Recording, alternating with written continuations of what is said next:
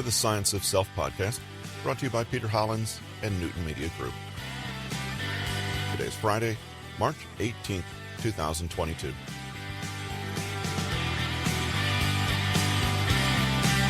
Today's episode from Peter Hollins' book, 30 Days to Self-Discipline, is designed to make you uncomfortable. Cold showers, going underdressed for the cold, sleeping on the floor, or foregoing food for a while don't sound like fun, but they're certainly something you can bear, and that's a starting point for developing further self-discipline by momentarily and in the short term experiencing some discomfort on purpose. Let's learn more from Peter Hollins. Develop self-discipline either by putting yourself in uncomfortable positions or by deliberately choosing to forego comfortable ones. Train your will and discipline in the same way you would any other muscle, with repeated exercise. Become the person that's able to push through and do what others dread doing. Become the person who can resist doing what everyone else can't resist. The way to do that? With a finely cultivated ability to tolerate discomfort and forego pleasure. No, you're not being a masochist. You're not a glutton for punishment who wants to martyr themselves on the personal development altar and make a big show of how poorly they can treat themselves. It is actually your desire for a better, more meaningful life that moves you. It's because you ultimately want to make things easier that you're willing to have them be harder for a while. Again, the paradox is that deliberately engaging with discomfort sometimes shows you just how insignificant it sometimes is. It allows you to enjoy the pleasures on a richer, deeper level. It's like forcing yourself to look under the bed to check for monsters. In the same way that there never is a monster, self-discipline can also teach you that doing without what you think you need is sometimes far easier than we think, and that we're far stronger than we believed. Without giving yourself the chance to confront distress head-on, you might always cling to ideas of what you could never endure, i.e., certain the monster is still under the bed because you never gathered the courage to check. Cold showers, going underdressed for the cold, sleeping on the floor, or foregoing food for a while doesn't sound like fun, but they are certainly something you can bear. They're all something that you can go through and come out the other end intact. Afterward, take notice of how you feel. You may be surprised to note a feeling of calm confidence and achievement.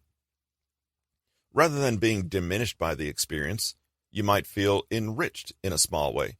You can remind yourself as you endure the discomfort that with each moment, you're making it more and more likely that you will better cope with adversity in the future.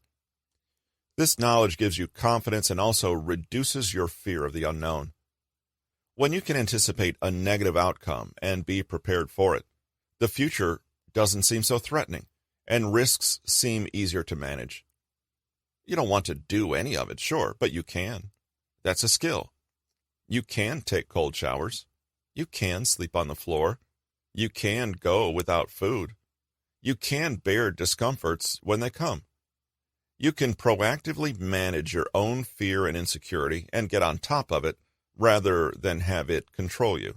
And better yet, you're better equipped to respond in a world filled with quick fixes, distractions, and easy pleasure. How does one actually practice all this, though? What does it look like in day-to-day life to cultivate self-discipline? As a first step, don't dive into the deep end. Build up your confidence and your tolerance bit by bit. Perhaps you decide you'd like to stop mindless distractions like browsing online or looking at your phone constantly. Rather than throwing your phone in a lake and vowing to go offline completely, you instead ratchet up the discomfort slowly, giving yourself time to acknowledge and absorb the feeling of being able to manage. First, you decide not to keep your phone next to your bed. You notice the urge to have it anyway and notice feelings of boredom and the urge to grab it and get that easy dopamine hit. You tell yourself, I can do this. I'm in control. It's okay to feel uncomfortable. I'm staying with this feeling of discomfort. And lo and behold, you discover you can endure it. You make a habit of it. No arguing, justification, excuses, or avoidance. You simply acknowledge, yes, it's uncomfortable. Yes, I don't like it, but that's okay. I can do this. Next, you inch up the discomfort. You've done the hard work of starting, and you've given yourself proof that you can indeed bear discomfort. Now you can push it a little.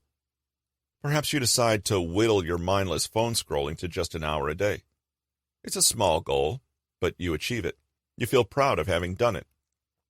You may even notice that this pride feels better than the fleeting moment of entertainment or distraction you got from scrolling in the first place. You keep telling yourself, I can do this.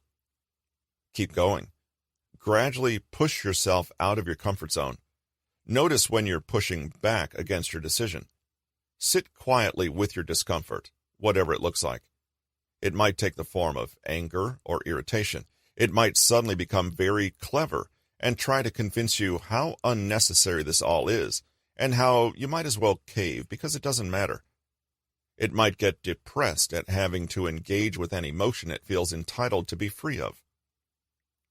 Simply watch all this come and watch it go. Feel the calm you have in the wake of successfully enduring all this discomfort. Isn't it wonderful to know that you can stand calm and strong through the storm? Tell yourself, it's okay that I'm feeling discomfort. I'm in control. It will pass. Finally, you might start to notice interesting things happen the more you practice. Watch your discomfort and watch your growing and changing response to it. Are certain things getting easier? Are you becoming familiar with all your idiosyncratic ways of resisting discomfort internally? Say to yourself, I am capable of sitting with discomfort and any other negative feelings that may pass. I'm watching with curiosity.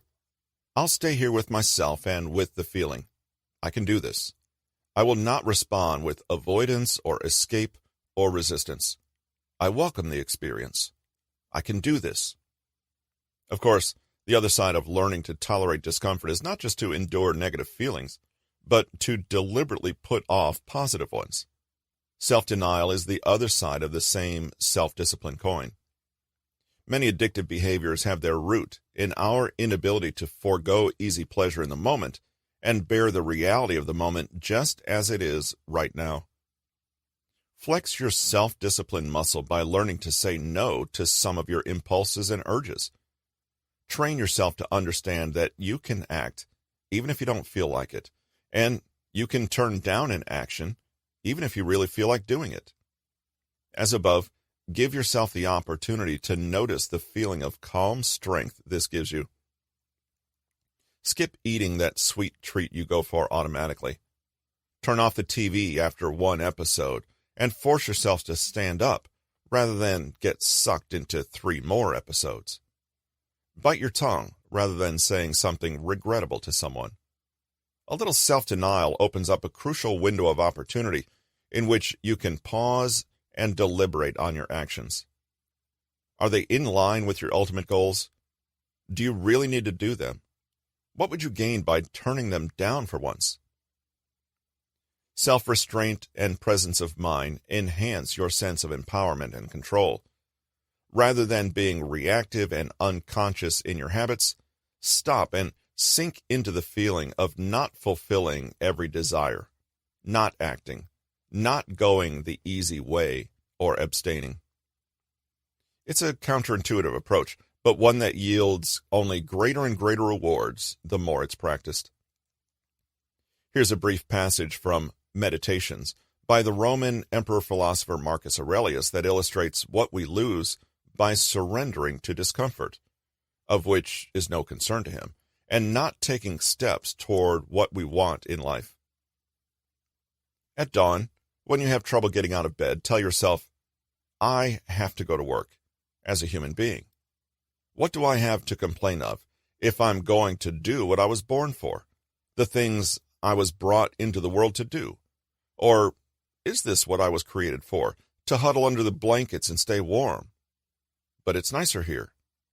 So you were born to feel nice? instead of doing things and experiencing them? Don't you see the plants, the birds, the ants and spiders and bees going about their individual tasks, putting the world in order as best they can? And you're not willing to do your job as a human being?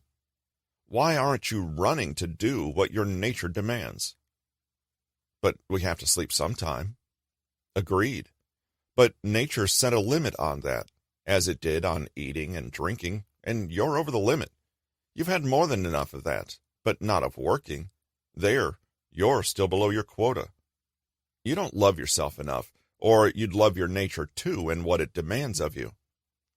People who love what they do wear themselves down doing it. They even forget to wash or eat. We'd like you to help us keep this podcast sponsor-free. Please take a moment in your podcast provider to subscribe to the podcast, leave a rating and a review, and share an episode or the podcast itself with a friend.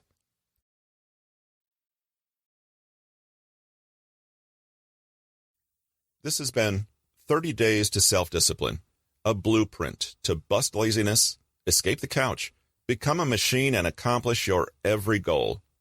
Written by Peter Hollins, narrated by Russell Newton. Copyright 2021 by Peter Hollins. Production copyright by Peter Hollins.